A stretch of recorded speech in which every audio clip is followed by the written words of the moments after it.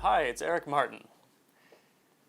So, I'm sure you've run into this situation before. You arrive in a new organization, or you get a new job, a new role, and someone says to you, "So here's your work." And you say, "Well, thank you very much." And then you start doing this work and realize, maybe 3 months later, maybe 3 years later, maybe a whole career later, that it was the wrong work.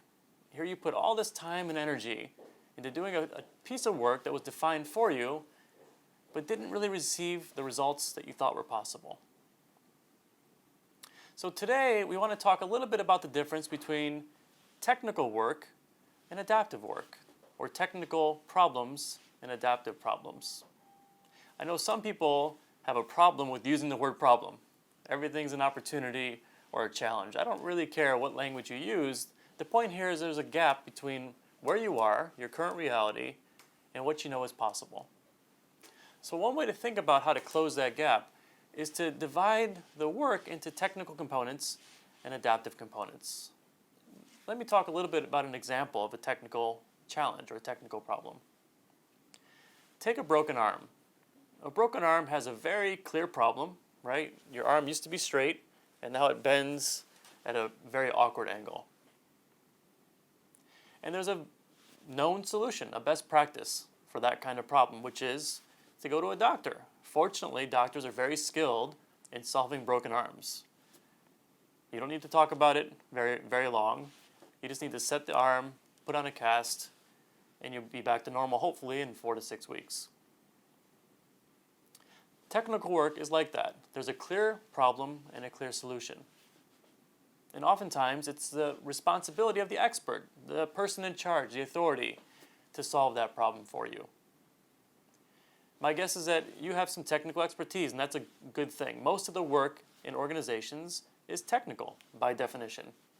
So the challenge becomes when we run into a situation where the work, the challenge that we're facing, is different than what we have a skill set or repertoire to address. Here's an example from my own personal life. And this has to do with my father, who was a firefighter. Now, of course, the technical work of a firefighter is putting out fires. They do this on a day-to-day basis. They're trained to do it, have the tools and the equipment to do it well. And the work there is one of efficiency, or in the case of my father, who was a lieutenant, to delegate that work to others who were younger and perhaps more able. Well, one year my father came home from work and told me that the fire was not as usual, that the community residents were actually throwing stones and rocks at the firefighters. The next summer, those stones, those rocks, turned into bullets, and people were shooting at the firefighters. So you can see immediately the challenge that he faced, which wasn't a technical challenge. It wasn't simply a matter of putting the fire out faster. It involved what we think of as adaptive work. Now, the adaptive challenge in this case had a lot to do with the relationship between the firefighters and the community, which was quite bad at the time. And the work required to repair that relationship was beyond the skill set, beyond the repertoire of what a typical firefighter might have been trained to do. But it was necessary work in order to get the technical work done. One of the biggest wastes of time and resource in organizational life is putting a technical fix on an adaptive challenge. Now, why do we do that? Why do we try to fix something with a band-aid or an approach that ultimately is not going to do anything other than waste time and probably frustrate people? Well, it feels good. It feels good to put out those fires in organizational life, whatever it may be. Oftentimes, it's something we feel good doing because it's a skill set that we've brought to the game. It's a skill set that we know how to deliver on. Now, there's nothing wrong with technical work when applied to technical problems. The challenge becomes when you apply it to an adaptive problem. And an adaptive problem is difficult partly because sometimes the problem's clear, but the solution is not clear. Or, in some cases, the solution is clear and the problem is unclear as well. So the work there is not one of efficiency. It's not one of delegation. It's often not work that resides with a single expert or an authority figure. With adaptive work, you have to approach the work as as one of mobilization, mobilizing other stakeholders to engage in a process of learning. And it also involves loss. Now, one of the fallacies, one of the biggest myths, is that people resist change. It's actually not true. People don't resist change per se. What they resist is loss. The idea that they have to give something up that's important to them. A relationship, a skill that they've honed over many years, autonomy, resources, power, these are all different forms of loss.